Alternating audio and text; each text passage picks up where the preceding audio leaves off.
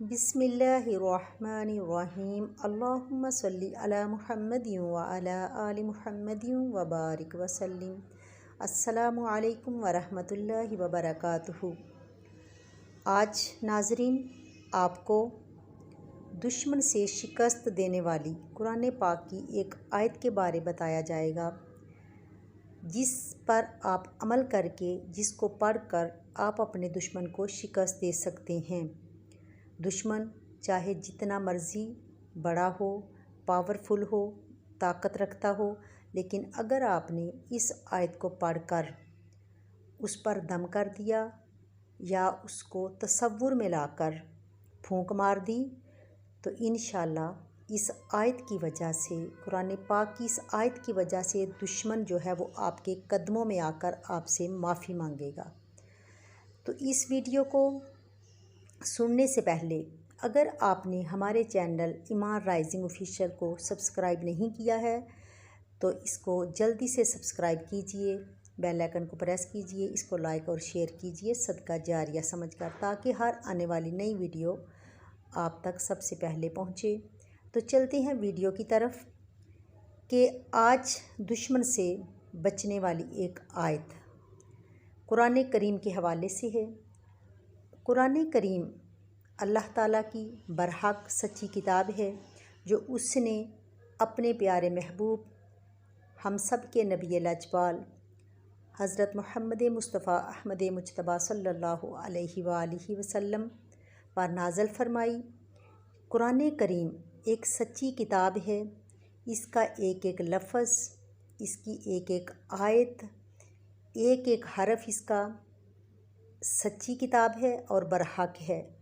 एक एक लफ्ज़ के अंदर हिकमतें हैं, दानाई है। कुरान करीम में हर मसले का हल है।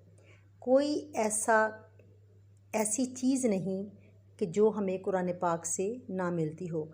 हर छोटी चीज़ का ज़िक्र, हर बड़ी चीज़ का ज़िक्र, हर खुशक चीज़ का ज़िक्र, हर तर्क चीज़ का ज़िक्र, हर मर्ज़ की दवा, हर मसले का हल कुरान करीम के अंदर है। आज जो कुरान करीम से हम पूछने वाले हैं कि अगर हमारा दुश्मन हम पर वार पे वार करता है तो हमने दुश्मन से निजात कैसे हासिल करनी है, हमने आखिर क्या पढ़ना है। तो आइए आज कुरान करीम के हवाले से ही एक कुरानी आयत के ज़रिए से हम अपने दुश्मन से बचेंगे। आज दुश्मन से निजात का एक ऐसा वजीफ़ा, एक ऐसी आयत आपकी खिदमत में हाज़िर की जाएगी। जो लोग अपने दुश्मन से निजात चाहते हैं, अल्लाह ताला की हिफाजत में जाना चाहते हैं, अपनी औलाद, अपनी दुकान, दफ्तर, कारोबार और अपनी नस्लों को दुश्मन से हिफाजत में लेना चाहते हैं, तो आज एक ऐसी कुरानी आयत का वजीफ़ा लेकर आई हूँ, जिसे पढ़ने के बाद आप खुली आँखों से देखेंगे कि आपका दुश्मन आपके पैरों में आ जाएगा। जो दुश्मन आपको ललकारता है कि जो कर सकते हो कर लो, जो करना है कर लो, आज एक ऐसी कुरानी आयत को पढ़ने की देर है। ताकतवर दुश्मन भी आपके कदमों में होगा। दुश्मन का दिल नरम हो जाएगा। कोई आपके ख़िलाफ़ खड़ा ना हो सकेगा। इस एक कुरानी आयत को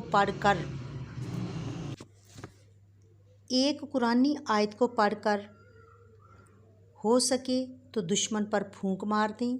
दुश्मन आपकी पहुंच से दूर है तो उस दुश्मन को तसव्वुर में लाकर उस पर फूंक मार दें। अब दुश्मन दो तरह के होते हैं। बहुत से लोग ये सवाल करते हैं कि दुश्मन को कैसे पहचाना जाए। एक तो दुश्मन होता है जो खुलकर दुश्मनी करता है, जो ज़ाहिरी दुश्मनी करता है, लेकिन एक दुश्मन जो होता है वो छुपकर वार करता है, जिसका पता नहीं चलता। अब दुश्मन दो तरह के होते हैं, एक ज़ाहिरी दुश्मन और एक बातनी दुश्मन।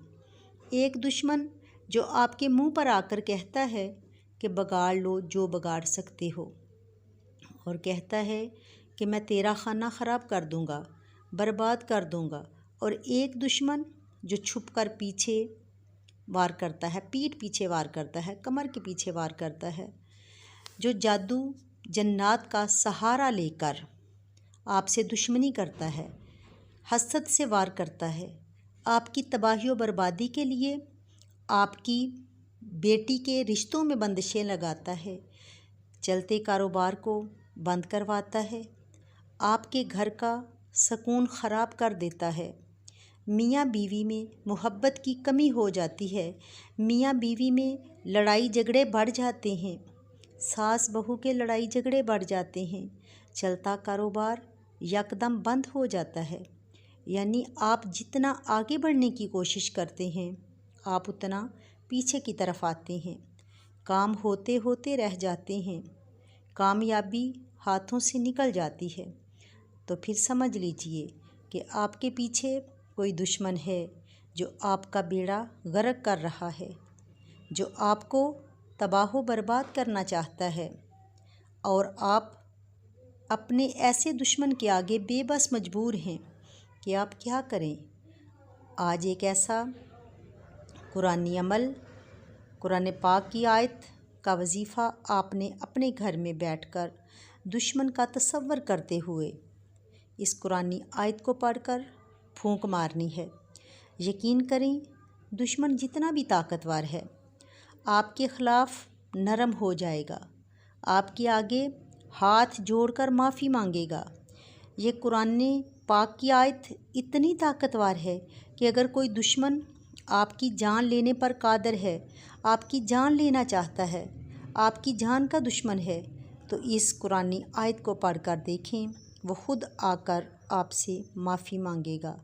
آج کل لوگ کسی کی کامیابی کو دیکھ کر خوش نہیں ہوتے، بلکہ اس کو تباہ و برباد کرنے کا سوچنے لگتے ہیں۔ آج ہر کوئی چاہتا ہے کہ وہ آپ کے نیچے رہے، ہر انسان چاہتا ہے کہ وہ آپ سے دب کر رہے، آپ کے نیچے رہے، اپنے اوپر کسی کو جاتا دیکھ نہیں سکتا۔ آج دشمن بنانا نہیں پڑتے، آپ کی کامیابی کو دیکھ کر دشمن خود بن جاتے ہیں۔ آج اگر آپ کسی کے سامنے ہنس کر مسکرا کر بات کر لیتے ہیں تو لوگ آپ کی مسکراہٹ سے جیلس ہو کر آپ کو ایسی نظریں بد لگاتے ہیں کہ میاں بیوی جو ایک خوشگوار زندگی گزار رہے ہوتے ہیں، ان کے حسد کرنے اور نظریں بد لگانے کی وجہ سے ان میں طلاق کی نوبت آ جاتی ہے۔ ان سب کی وجہ یا تو جادو ٹونے جنات ہوتے ہیں، کسی رشتہ دار سے نظر بد لگائی ہوتی ہے، یعنی کہ کسی رشتہ دار نے نظر بد لگائی ہوتی ہے، یا پھر جادو جنات کرائے ہوتے ہیں۔ لوگ جادو وغیرہ کرواتے ہیں کہ میاں بیوی کے درمیان لڑائی جھگڑے ہوں، ان کے گھر کے سکون ختم ہو جائیں، ان کے گھر بے برکتی پیدا ہو جائے، یہ ہر وقت لڑتے جھگڑتے رہیں۔ بہت سے گھر تباہ و برباد ہو جاتے ہیں، بستی ہوئی بیٹیاں اجڑ کر اپنے والدین کے گھر آ جاتی ہیں۔ لوگ جادو جنات کرواتے ہیں کہ ان کا کاروبار بند ہو جائے، یہ کھانے کو مجبور ہو جائیں، یہ فقیری پر آ جائیں۔ غربت اور تنگ دستی کا یہ عالم ہوتا ہے کہ چلتے کاروبار 1 سے 2 دن میں برباد ہو جاتے ہیں۔ آج آپ کے قریب بہت سی مثالیں ہوں گی کہ اونٹ کو ہنڈی میں لے آتے ہیں، نظر بد پتھر پھاڑ دیتی ہے۔ آج ان تمام مسائل کا واحد حل صم بکم عمی فہم لا یرجعون، ایک ایسی آیت جو قرآن پاک کے پہلے سپارے میں آیت ہے۔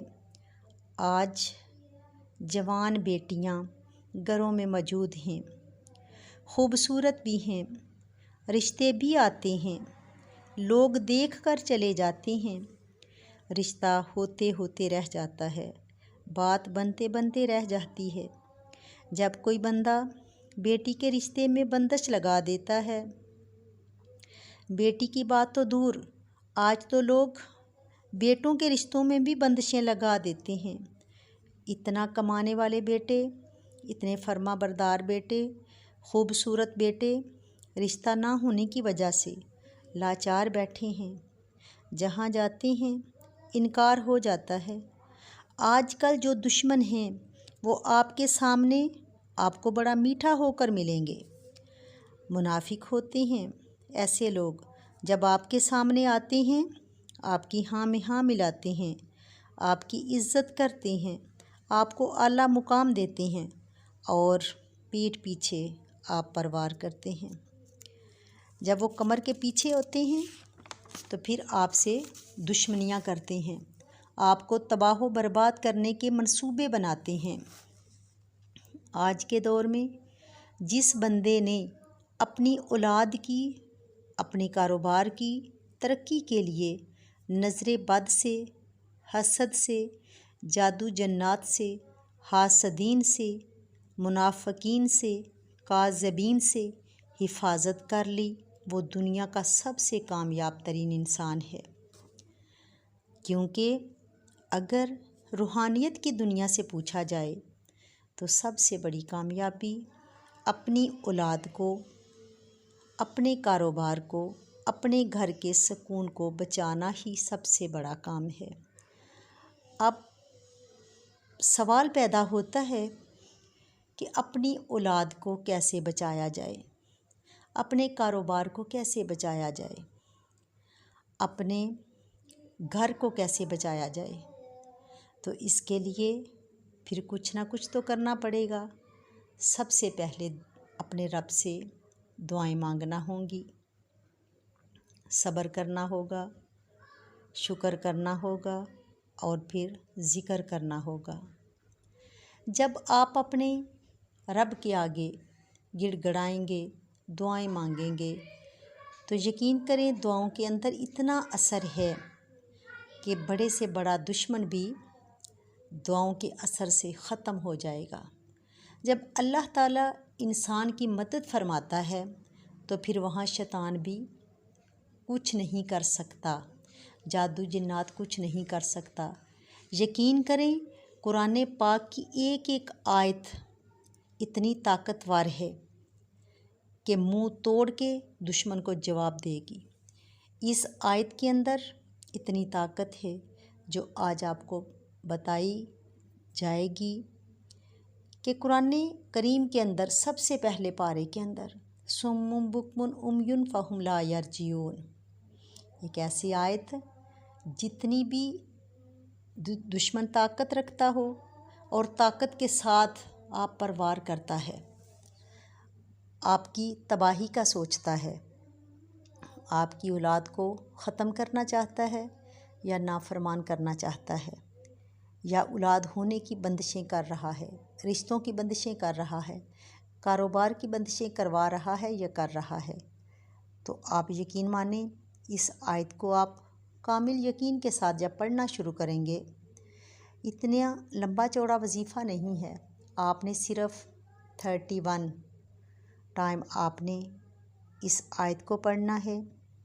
کسی بھی نماز کے ساتھ، نماز فجر کے بعد پڑھ لیں، نماز ظہر یا عصر کے بعد، مغرب کے بعد، عشاء کے بعد، جب بھی آپ کے پاس ٹائم ہے آپ آسانی کے ساتھ اس آیت کو 31 مرتبہ پڑھ کر آپ نے اس پر دم کرنا ہے، اور جس طرف اگر آپ کا دشمن نزدیک ہے یا دور ہے، اگر دور ہے تو پھر تصور کر لیں، پھر تصور کر کے اس کی طرف آپ نے پھونک مار لینی ہے، اس کو نظروں میں سامنے لا کر اس پر پھونک مار دیں، تو دیکھنا دشمن کس طرح، جس طرح وہ آپ پر وار کروا رہا ہے یا وار کر رہا ہے یا آپ کی تباہ و بربادی کا سوچ رہا ہے، منصوبے بنا رہا ہے،